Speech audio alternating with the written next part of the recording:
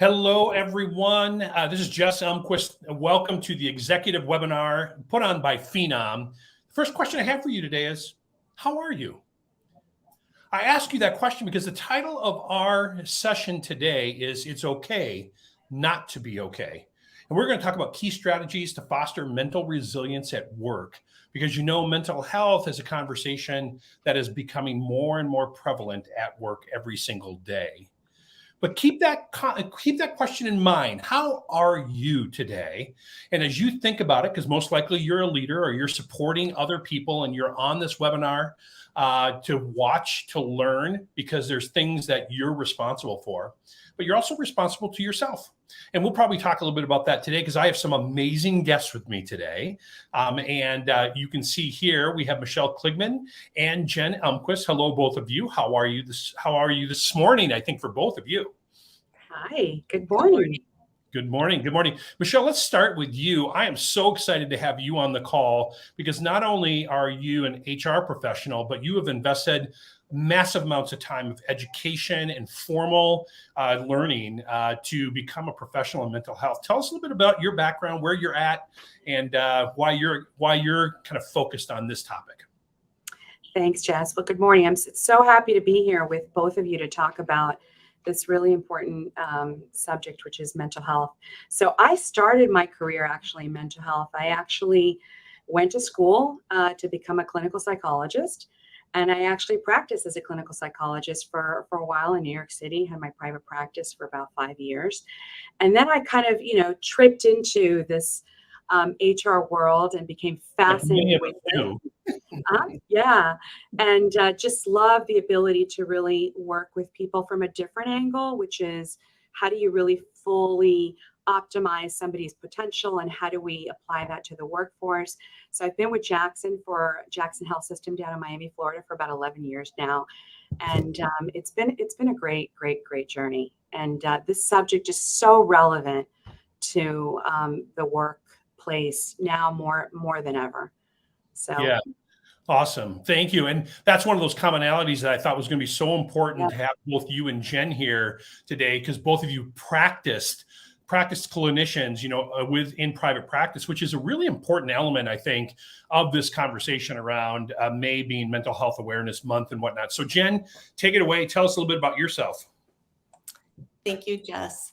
And likewise, I'm always honored and excited to have opportunities to talk to groups of people about the importance of mental health, not just as the problem it is, but what are all the solutions that we can come up with. I, in a similar fashion, have spent most of my career in clinical work. I did 20 years in private practice and also teaching at a university and supervising people in clinical practice. But simultaneously was always working in the corporate environment, going into businesses and talking about preventive mental wellness, knowing that environment, that corporate environment, is such a perfect Trojan horse to meet people between that gap of I'm okay and I'm in crisis. And about 5 years ago, went into Lifetime, which is a large health and fitness company, and built a performance coaching program for their team members, and now serve about 8,000 benefit covered team members nationally with a fantastic team of coaches. And we built that program and had it up and running in a beta mode in 2018.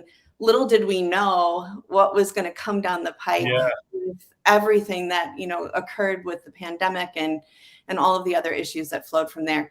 So I'm excited to be here today to share some of the success stories of that program and also talk about this really important topic. Awesome. Thank you. So let's back out of this for just a second and talk about Mental Health Awareness Month. And you probably both know this, but as I was doing some research, I thought, Mental Health Awareness Month, it probably started in 1982, but it actually was enacted by Congress in 1949. And I thought that was such an interesting thing. And part of it is they wanted to actually make sure that Americans knew the importance of mental health and wellness in American life. So American health and wellness way back in 1949, which I thought was great. And also to celebrate recovery from mental illness and that idea of there can be finish lines when people create tools and new systems and new ways of thinking to be able to actually take on anxiety or depression and those types of things, along with a lot of other support and help. But the other piece that I thought was interesting around Mental Health Awareness Month was the fact that they did it because so many veterans from World War II came back with some increased mental health needs. And so Congress enacted this. So I don't know if either of you knew that, but 1949, I was kind of proud of that because I wasn't aware of that when we started to think about celebrating and talking about it on this webinar. Were either of you aware that this has been around that long? No, first I learned of it. I didn't realize that it was 1949. That's a long time. I don't know if they had the green ribbon and all of that back then, but the fact that it's been at least a prevalent focus or conversation gave me a little bit of hope and optimism around the thing we're going to talk about today in relation to it. And here's a couple of other big trends or big stats that I thought were relevant around mental health awareness and whatnot.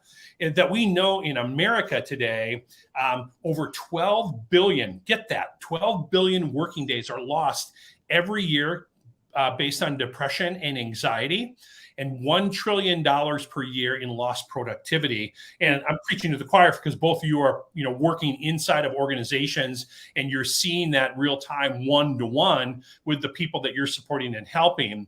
But I think the other piece to it, though, is the whole idea of that we need to create a space when people are feeling these things come up, whether it's those kind of low grade kind of anxiety and depression. But when you're feeling these things, we have to be able to have an opportunity to reach out to a resource it's really important and empowering when I'm given permission to do that. And I think May is a great time to think about it, because this whole idea of the green ribbon and kind of breaking the stigma around mental health is something that I think all three of us agreed we were going to take some extra time and spend time thinking about this. Because some people that are on this call might be going, well, what's Phenom talking about mental health for? And part of it is, as CHRO, I know that's a relevant conversation for a lot of our customers, as well as people that are interested in talent. Obviously, Michelle, you being someone I've spent a lot of time with around HR, talent needs, and the full talent experience. But more than that, so one of the philosophies that we have at Phenom is we want to create a workspace that actually helps you do two things. One is to be loved and to create an opportunity to be supportive of each other. The other piece that we believe work has kind of a framework for in our lives is the knowledge gain and the impact that we can make.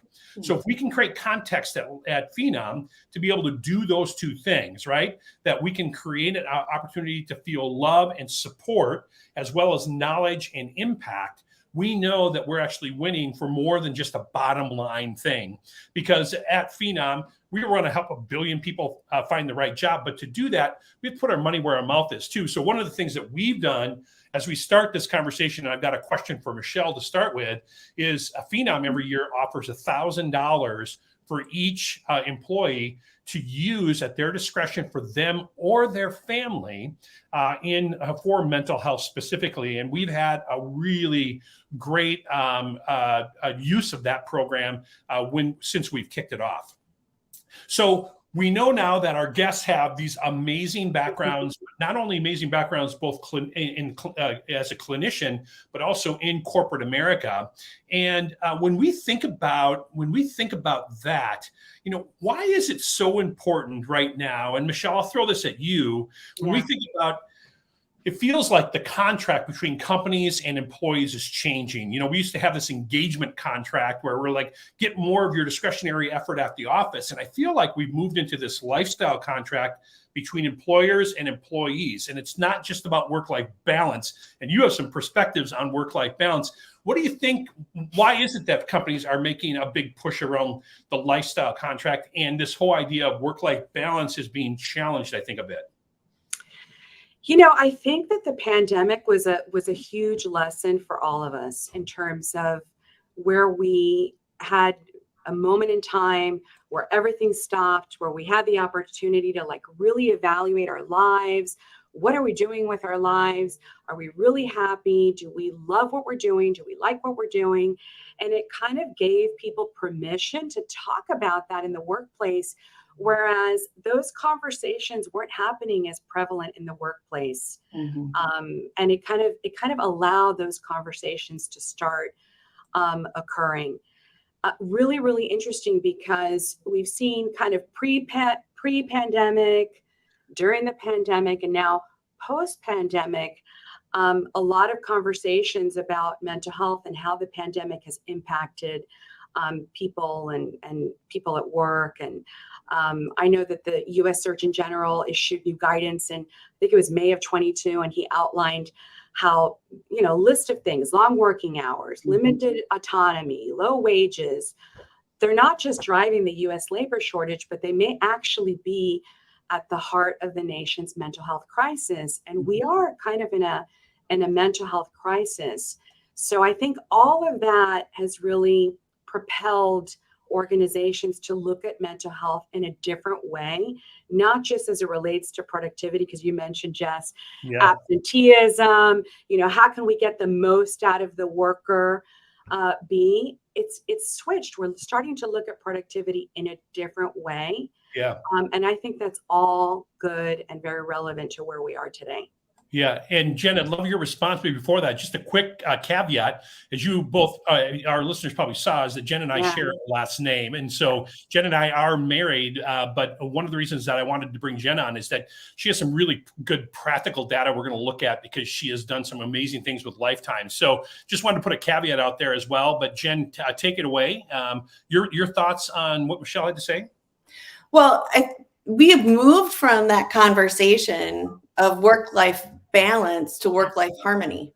And I think we had different types of workers through the pandemic. We had some that the heat was turned up, Michelle, specifically because you're working in healthcare. I mean, that type of the service industry and the healthcare industry had to work at a level and an extreme and at a risk that they have never had to push before.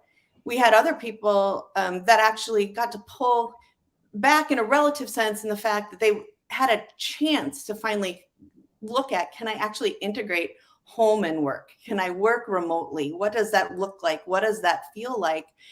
And once that ended for people, not only was it kind of our universal existential crisis of, do I really like my life? Because often life feels super precious. But it also was a larger question of, do I like how I'm working? And is it worth it to keep doing it the way that I'm doing it? And I think that brought the pressure point back to business to say, how are you going to respond to that for people? And are you going to pay attention to a critical change that will probably never go back to the way it was? Yeah, I think that actually brings up an interesting conversation that kind of globalizes kind of your thoughts around this. But we know that anxiety and depression, but also another, you mentioned Surgeon General, Michelle. I think the Surgeon General came out with some new data around loneliness as well. And that really that tweaks my head and heart, because I've also read some stats around as Americans age, loneliness becomes even more of a prevalent factor. So now we've tweaked something that already is something that's out there. But I thought loneliness was an important one to add. So anxiety, depression, loneliness. So, and then we had this full-blown multi-leveled crisis happen, and that really exacerbated all of the need in a significant way. So companies are now trying to address it. But are companies are they equipped to do it? Are they equipped to actually support mental health for their people? And what's your thought about the level of commitment that companies need to take? Well, I think that companies have always tried to offer resources. I think that, when we think about the company and how they align to, employee assistance program and other programs that can really offer a source of support. I think we're seeing a real change because I think organizations know that they have to do things differently and meet the employee kind of shoulder to shoulder, because the employee is now at the driver's seat. It used to be the employer was kind of the puppeteer and could, make these decisions. And what we've learned from the pandemic is that employees have choices, and they are making choices that are have a lot more autonomy. They're going towards more flexibility, organizations that offer more flexibility, more autonomy, and where they can be much more at the driver's seat. So I think organizations are starting to shift to, like coaching programs that Jen, we'll talk about in terms of the great work that they're doing at Lifetime to provide kind of that shoulder to shoulder support, as well as looking at work in general. What can we do to take the pebbles out of your shoe to make work more pleasurable, to make things easier for you so that you can, work-life balance. We hear work-life integration, work-life harmony. I mean, that's kind of at the touchstone, because we as a society, it seems like we're juggling 500 different things, right? Mm-hmm. Even if we look at some colleagues that are HR professionals in Europe and compared to Americans, I mean, the thought process is like, Americans are working too hard. They don't understand what work-life integration. They don't have national policies that support mental health like, Europeans do. So I think organizations understand that to be productive, it's not, what can you get out of a turnip? It's really about changing the work environment and being shoulder to shoulder with the employee and meeting the employee where they are. Mm-hmm. Yeah, I think that is such a great thing. The comment that came to mind for me is I think back to even some of my athletic work when I was younger. You have coach mentality of suck it up, buttercup. Yeah, and no longer, right? A lot of the shoe. What a powerful image. And for companies to say, we can have both. We can have bottom line returns. We can have great productivity. And we can allow people to bring that full work-life integration into the workplace, especially if we equip them with programs that are important. And you're right. I think companies have tried to step into the gaps in a lot of places historically, even over my work life over the last 25 years of working in, and even healthcare benefits, we could say companies stood and stepped into a gap a long time ago to be able to actually functionally allow Americans to have the healthcare that they needed. So then the question I have for both of you then is, what's the difference between companies that are just checking the box around mental health and actually doing fundamentally impactful programming that's truly moving the needle? That's a big question, but I'd love if some kind of thought leadership around what's the check the box company, what's that modality look like, or what do you have to make sure you're aware of so you're not just setting something up and it gets no use comparatively to an organization that's really doing something that's getting a lot of use? I think that oftentimes there can be a disconnect between words and actions, and it can feel like you're getting something done if you have all the programs in place. But when you really dig down, and this would be my suggestion for any company that's listening and thinking, well, we have this whole list of resources. When was the last time you looked at those resources and actually looked at the data behind them, their usage rates, the retention rate of people using them? Or even with some of the EAP services, one of the big struggles right now, or even our struggles with like a virtual opportunity to get into therapy, is therapy is hard to get into right now. We have a crisis on the other end of people not being able to get services, even if they know they have the resource. So I would say if you're a company that has a list of resources you're offering, be sure you're digging in and see if people are actually using them so that you can modify and adjust and adapt and bring in new ideas to be cutting edge. Because the companies that are cutting edge right now are realizing, I think there was a fairly significant statistic out there with generations, some of actually generation millennials and Gen Z. One of the things they're appreciating most is having access to some sort of coaching or therapy during the work day. Mm-hmm. So a lot of the resources that companies offer, they think of them as mental health outside of the workday, right? You use these resources when you're in crisis or when you go home at the end of the day. Well, we're not separate people. We're not a person at work and a person at home. We're the same person, maybe different costumes, right? So having opportunities and resources that people can utilize during the workday can be incredibly functional, not just for the mental health needs, but also for the performance. You're talking, Jess, about how do people use mental health resources and actually have it affect the business bottom line, because that's the win-win right there. Yeah, I think Jen is right on point. Look at your data. your data is the most powerful resource that you have to really understand how effective your programs or the resources that you're offering are.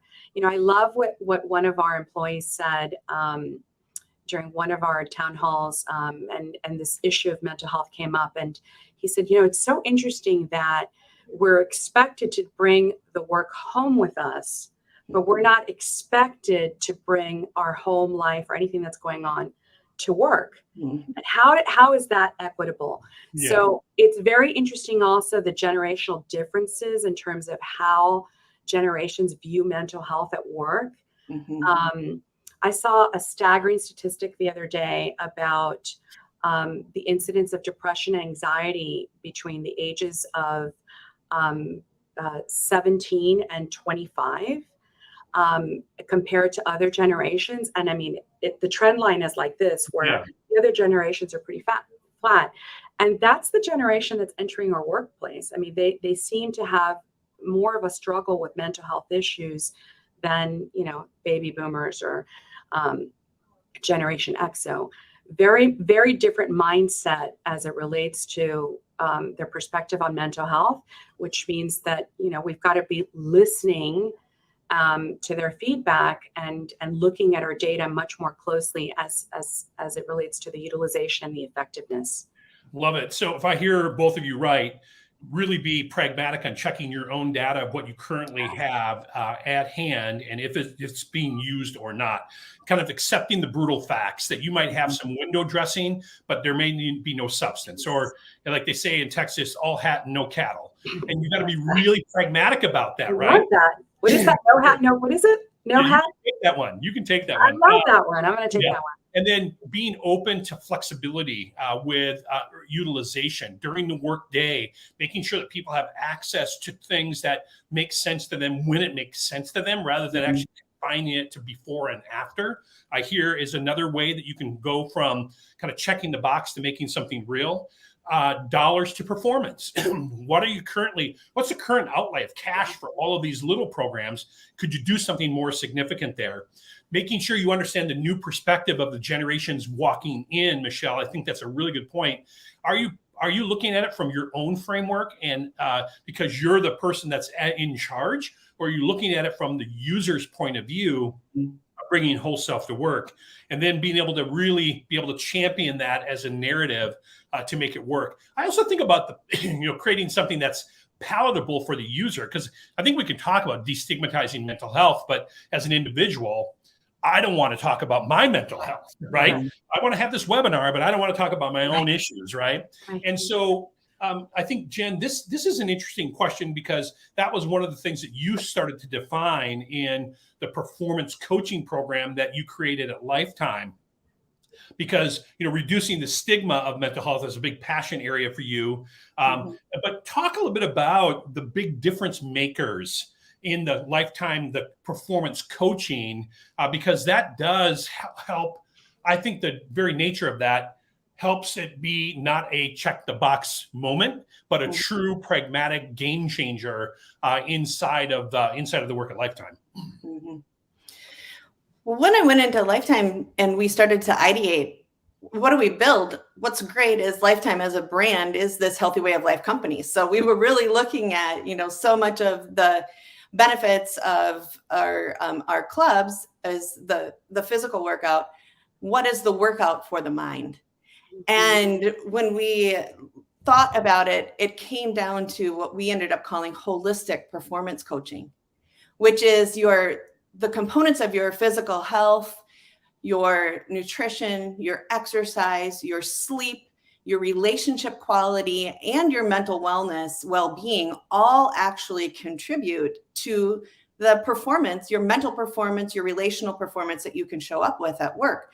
And so Lifetime Mind is built on the foundation of this very holistic idea that if we bring the employees into that process and help them actually increase these components of their life along with their mental fitness, we're going to get greater performance.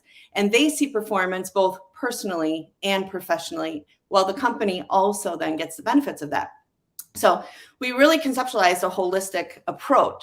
But in our mental workouts, and we allow, or we invite, I'm going to say it, our team members to come in and do these mental workouts with a coach during the day.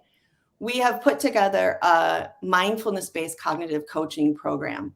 So we are teaching mindfulness, stress reduction skills. We're utilizing cognitive behavioral thought shifting skills. And we're also teaching the magic of utilizing meditation and what that actually does, both mind and body, to our resilience and longevity long-term.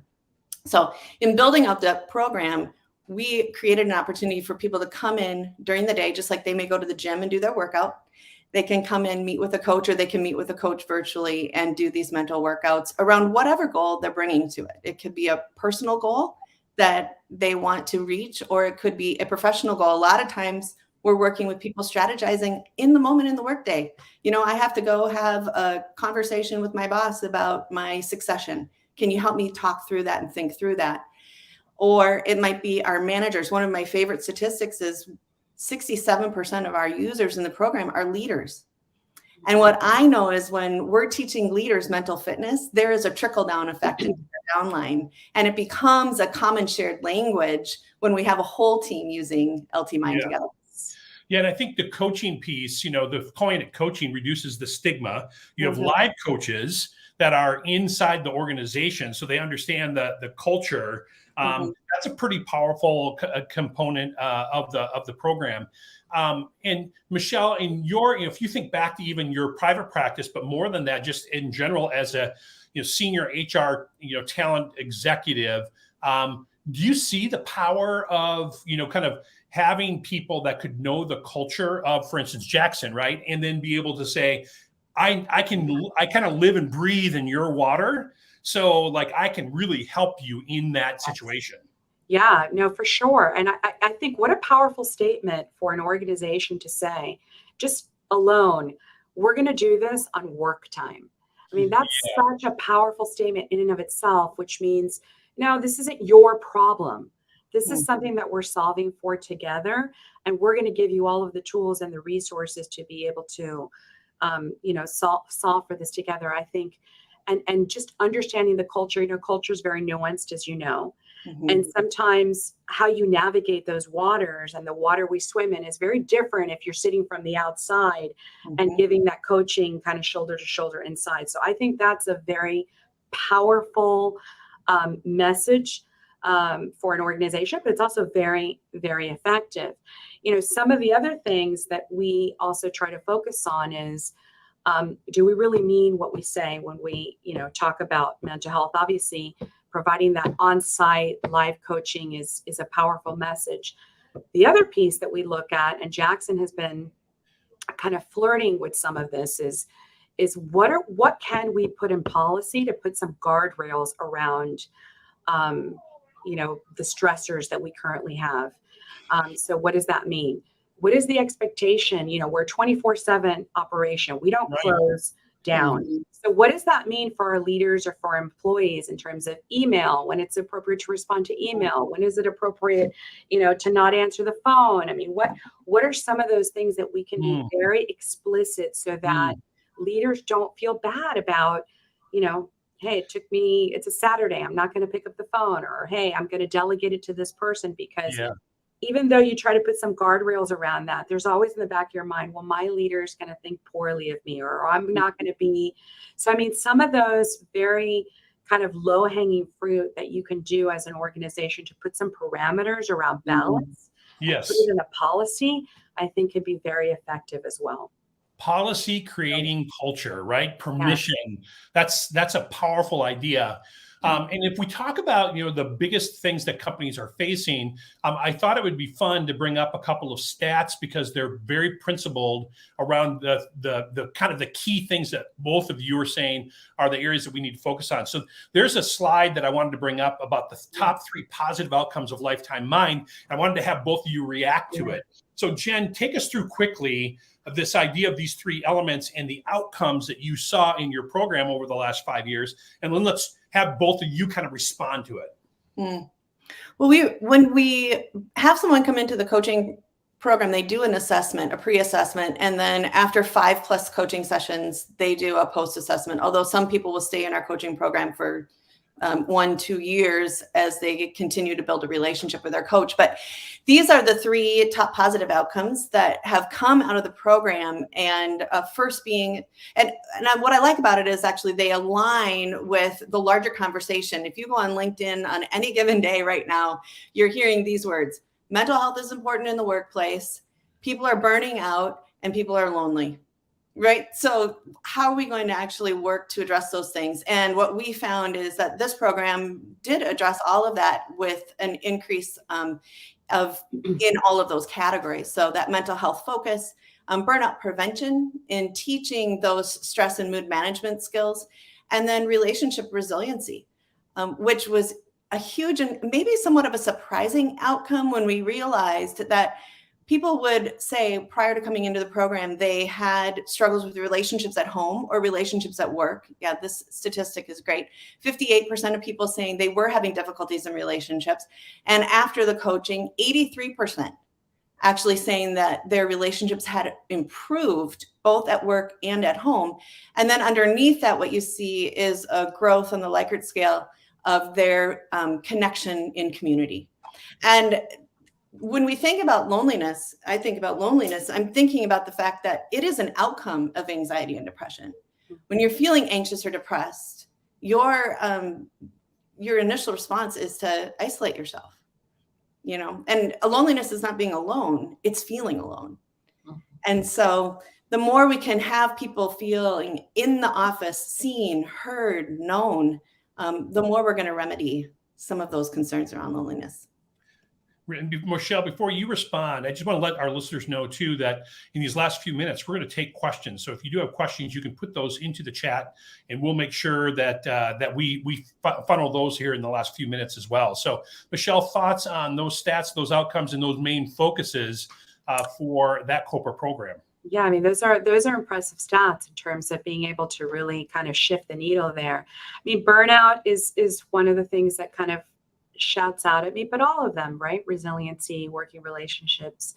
The one component that the coaching provides is a level of self-awareness, right? Mm-hmm. The ability to be self-aware of how it's impacting yourself. I mean, it all starts with self-awareness. Mm-hmm. Sometimes, when we talk to employees, they're talking about all of their physical symptoms, but they don't realize that there's a huge mental health component behind how people somaticize for whatever reason. So I think all of that, kind of the thread between all of them is a level of self-awareness. Mm-hmm. And being able to regulate that, whether it's through relationships, whether it's, your own emotional regulation, whether it's through others. So whatever vehicle that works to be able to get to that, I mean, could be very, very powerful. Yeah, no, that's such a great insight. And I was just thinking about that connection to your comments earlier about policies and kind of putting our time, talent, and treasure against these pieces as a corporate entity, flexibility in schedules with a 24/7 organization like Jackson Health, or PTO freedom and liberty, and making sure people are taking that time to really unplug, are all those really important pieces. So I think this was interesting, Michelle. Josh Burson, who we all know in the HR world, right? He's been a thought leader in the HR space for forever. Just wrote an article on mental health has become a business imperative. And I really appreciate his research. It's really well done. His team does a great job. But basically, he's saying his research shows that management and companies are now saying there is money and the will to spend it on mental health. But I think the very fact that Josh Burson is making mental health one of his things, right? That fact alone, it's showing that this is becoming the thing to talk about. And I credit Josh for jumping on it. On the other hand, we got to be careful that we don't lose it eventually somewhere down the line. But I love the idea that Josh's research is saying companies have now the willingness to spend money. What's your thought on that? And the fact that, Josh is even writing about it, which I think is really important. Well, it's interesting because the research has always been there. The research has been there for a long time. The fact that corporations, is it the pandemic that kind of stirred all of this up and brought it to the forefront? Probably. But the research on the ROI has always been there. I think that there's been this stigma of like, well, that's HR talking fluff again.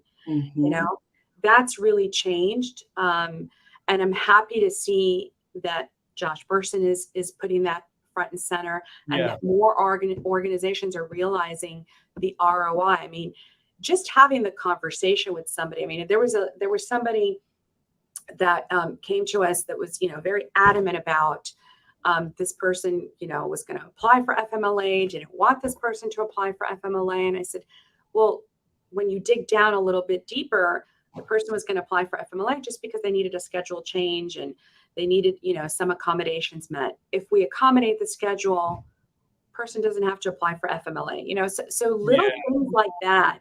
Yes. That those conversations need to take place in the workplace that perhaps weren't taking place before. I mean, there's so many multifaceted ways that this affects productivity, absenteeism. So the money is there, and I'm glad that more organizations and more executives and leaders are paying attention. Well, I think that you bring up a really good point around leaders and HR practitioners, especially working with people. I mean, I found that with you, as you and I've grown our relationship, we've had conversations, is that seek to understand rather than just saying, here's the policy, this is what you can do. And try to seek to understand. Be curious. Yeah. That's fantastic. I know that time is going to become a little bit of a push on our conversation, but I wanted to actually bring this back down into more of a personal side, as well as I've had two amazing healthcare practitioners, mental health practitioners here. What do you do? What are the top one or two things that you do to maintain your own mental resiliency? And I'll start with me. One of the things that I felt like got tripped a little bit more for me during the pandemic was anxiety. I'm a middle child, so I've been kind of a carefree, kind of focus-oriented, optimistic, tomorrow's going to be better than today, kind of a person. But I find that I have a little bit more of that low vibration of anxiety ever since 2019. And I've had to create new tools to be able to manage to that. And one tool I've really jumped into is meditation. And it was so interesting. I was actually at a dinner with our founder, Mahi, and he's a really big believer in meditation. And it's a common value that we promote at Phenom. But he and I were actually going through our phones, sharing our apps, the impact of meditation in our lives, how we use it. And to have that kind of deep, warm conversation with, our CEO and co-founder was just really permission giving too, right? To continue on that path. But meditation has really been a big part of what I do every day. So how about the two of you? What are you doing to stay resilient and healthy mentally? I find one of the bigger challenges is when you're leading something and you have expertise in something, it's really easy to not remember that you are also needing to be active with those habits. And I love the idea of mental hygiene. So in the same way we might brush our teeth and floss our teeth and, bathe and do all those things, it's a daily practice. And one of the things I really focus on for myself is those small daily practices. So breath work is such an incredible benefit for reducing stress levels. And I can teach it all day long, but really utilizing it for myself has been incredibly important. Exercise too, getting out, being outside, being in nature, taking a walk. It's one of the better things you can do for your mental health. And it's so simple to do, but it's easy to put it aside. So I've really pressed myself to make sure I'm taking care of my mental hygiene on a daily basis. Michelle? That's a great point, Jen. It kind of reminds me of, when you're flying with small children, when I remember like they used to say that put the oxygen mask on yourself first before you put it on your children, right? And so I really try to, it's hard at times because life gets complicated and everybody's got stress and you're trying to juggle a million things, but I really try to be very cognizant about disconnecting and connecting. And I know that may sound, like opposing concepts, but, and we were talking about this before we got on online here about, I'm going on vacation. I'm going to disconnect from, this thing and really spend the quality time with my family. And so for me, it's about disconnecting, whether that's through travel, whether that's through exercise, whether that's whatever that looks like, and coupled with the ability to just connect in a meaningful way with my friends, with my family, with the people that mean a lot to me. So yeah, that's actually a really great encouragement. We have a niece that actually likes to go and put her feet on the grass. It grounds her in the morning. She can step out and just touch a little nature. Yeah. So in these last few minutes, we actually had a couple of questions come in, and these are actually really profound. And if we go a little over, that's fine, because we'll be able to replay this again and again. But one of the questions we had is, my manager doesn't seem to be interested in hearing about anyone's mental health issues. He says we should focus on the work. Any advice on how to be constructively approach a leader and get them to be more empathetic? And is this a top-down, bottom-up thing? Is it a cultural reset like you talked about earlier, Michelle? Thoughts on how we can help people have conversations to create empathy in power positions that maybe they have less power, but still feel the need to create the conversation?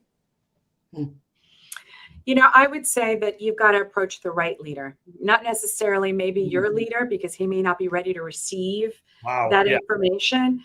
Approach the right leader and influence that conversation, because most likely it's about culture. Most likely the leader that you're reporting to is fearful about meeting goals, deadlines, metrics, blah, blah, blah, blah, right? And so that idea of productivity being defining it in a different way. How do you get the most out of your employee? I think we're still very much stuck in that mindset of, I got to get the most work out of that employee. Yeah. I got to drive, 12-hour days to be able to, which actually there's a lot of research that says that employee with a different environment is probably going to be more productive than that. So I think for that specific situation, it's leveraging the right people to engage and ally with you in that conversation. Powerful. That's such a great insight. Jen, any thoughts from you? Well, one question as well. I think that was kind of a mic drop answer. So it really was. I was thinking though, as you were saying that, Michelle, I was thinking, I guess there's a possibility there's not another leader to go to. So if that's is the case, that could be the culture. Yeah. Yeah. If that is the case, then I think it's presenting it as what does, if I take care of my mental health, what is it going to do for my manager? Right. Or if the team does this, how is it going to help the manager? It always influences someone more if they see, what they can actually get from it. So approaching that manager, maybe not out of a state of a problem, but really bringing a solution of saying, I would like to do this specifically, and I believe this would be the outcome, and this is why it would be good for all of us. So I know as we taper down, the other question was really a kind of similar, but it was, as we're an HR group trying to actually go through it, I think kind of going through the destigmatizing journey around mental health, how do we help people not jump in and not feel like it's going to hurt their career? Right? Because there's still that too. There's a little bit of a fear and concern that somehow that's going to impact me. Do you think that's a leader speaks out first, a C-suite, step in and make sure they normalize it themselves? Is that the big answer there, or is there more to that? That's a really big question. And it's so organizational, so dependent on the organization, I think, and what the culture is already there around mental health. But there is so much power in top-down communication. And it's a way of being incredibly efficient. So I think, yes, if there's leaders on this call, whatever position of leadership you're in, when you actually give people permission to be human at work, you give them permission to bring all of themselves to work in a way that is empathetic and caring, you are going to see better results from everybody. And that is what we all need to destigmatize this process. Awesome. Michelle, thought on there? Yeah, no, I agree with Jen's comments. I think that it's normalizing and destigmatizing mental health, but that's easier said than done. I Mm. think, leaders coming out and obviously sharing their own stories. Storytelling is very powerful and can be very Yeah. powerful for an organization.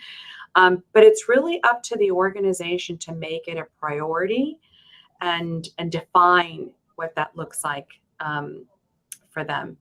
And so storytelling, being able to really come out front and center and educate people, because the fact is that most people have dealt with some form of mental health issue at one point in their life or other. It's just a reality of life, of the human experience. Yep. So I think normalizing that for people, I think, is very important. Fantastic. If I think, the top of the hour, we were talking about strategies to foster mental resilience at work. And as we taper down here, I feel like that I'll start with the end with, it's a storytelling journey, and that opening up the narrative is so important, but it's also about accepting the brutal facts about what your data really is telling you. Your engagement surveys are going to tell you information, your data around people utilizing your current program menu comparatively to maybe doing something that's going to be really useful, maybe flexing your hours and making it available no matter when and how, even if you're a 24/7 organization. Companies have more ability and appetite to spend dollars towards this, and you can measure it directly to performance. We saw that with the Lifetime Mind program, with people feeling more productive and better about themselves. We also saw that we know that we need to reduce the stigma. How you deliver a program can do that, but also having coaches inside of your organization can be effective to really understand the culture. And the fact that we know that this is a prominent thing started, like our focus in this month started in 1949. So it is not a new topic. It's just a topic, I think, that's more transparent and more relevant to our organizations than ever before. And so I love the fact that we come back to the title, It's Okay Not to Be Okay, because this is our common narrative, our meta narrative as a human species. So we're going to have our moments, and we're going to have maybe some consistent things, and we have tools and people around us, because we are communal creatures, to be able to dive in and to support each other. I heard that loud and clear from both of you. I feel like I'm a better human being spending time with you today. I took so many good notes around this. Any comment or any final thought or encouragement for either of you to our listeners before we finish up today? I would say start with yourself. It starts with you. Love Whatever it. you can do, if you can, as a leader, as a peer, as a colleague, whatever you can do in this space to really change the narrative, that's the first step. That's the first step. So start with you. Thank you. Jen? And I also think for companies that are out there listening today, just know that it's progress, not perfect, right? So picking one thing you could do different, one thing you could do better, and just pushing and leaning into that, but making a commitment that you're there for the whole person that is giving their life and energy to you every single day. That's the gift, I think, that companies can give back to the people that decide to work for them. Love it. Well, again, as we finish up here today, thank you so much. And I'd encourage our listeners, reach out to Michelle and Jen on LinkedIn. I'm sure they would love to hear from you. They're people worth following. I think they're doing dynamic work. Thank you to both of you. Really appreciate your time, your expertise, and your energy here, and your care. That made a huge difference in the conversation. This was fun and impactful. So thanks again. And all of our listeners, thanks for tuning in. And we encourage you to continue to be a champion across the organization for your talent, specifically this month on mental health. Take care, everyone. Thank you. Thanks.